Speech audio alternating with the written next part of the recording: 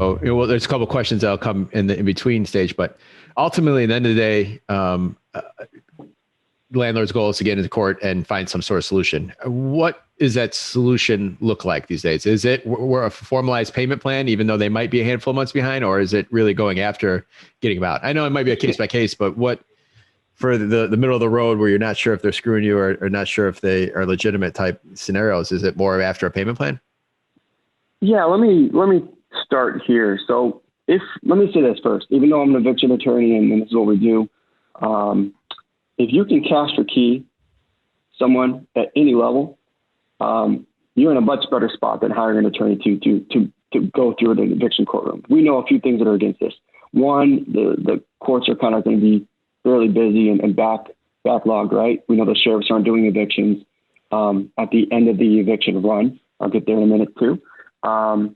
But I think it's important that if you really want to take the time to work out and understand the tenant's position before you file the case, cash for keys is going to be your best opportunity to work things out. People are, if they're hurting on the money, one way to help them move is to give them the funds to do that. And, the timing, let's say it takes several months to evict someone or beyond that, just because of the backlog, you could then back into a number that makes sense for both you and the tenant. So when in doubt, start at the cash for key program first, help them, assist them, do the best you can to help them find more stable housing at an affordable rate. But Mark, if you want real quick, Tom, just to chime in there Sure. too, like, and if you've tried cash for keys and it hasn't worked, well, now you can serve the declaration, right? Now you have a little bit of, maybe leverage isn't the right word, but, oh, this is real. All of a sudden the tenant for the first time is seeing something that, ooh, like this might actually go to court. Like maybe I should start considering.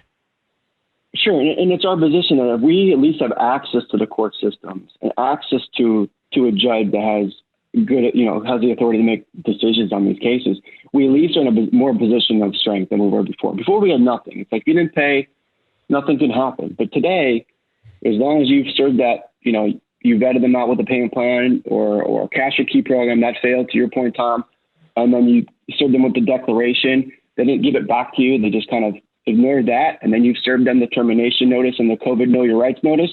You have the green light to file the case. You do have the green light. And what it's allowing us to do is go into court and say, hey, judge, they have a balance of, let's say, $5,000. Now the tenant's waking up and saying, hey, I probably need to start paying this back. I'm in front of a judge. I'm in front of an attorney. I do have some funds set aside.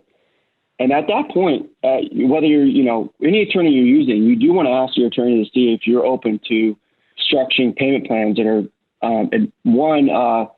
easy to follow for both parties, but two, structured in a way that the tenant's going to survive the payment plan, but three, can be entered in court. And then if they fail it down the road, you have an automatic right to go on your own motion to get the eviction order without a major trial. So those are the things that we talk about operations and going into court with confidence. Those are the ideas that we're coming behind. We're saying, hey, let's use these courtrooms as a negotiation arena, not necessarily an eviction room. Let's use these to even the playing field, allow the tenants to bring their thoughts and comments, try to structure a successful payment plan with them over a period of, call it 6 to 12 to even 18 months now, because the balances are going to be so large.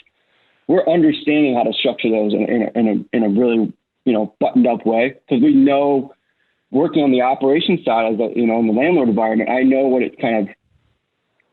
successful payments look like. So we know how to structure those in court. We know how to structure them on the front end. But forget about the payment plan. If they're able to say, hey, I can't afford the rent, I'm willing to move out because you filed this case, will you dismiss this lawsuit against me if I move out?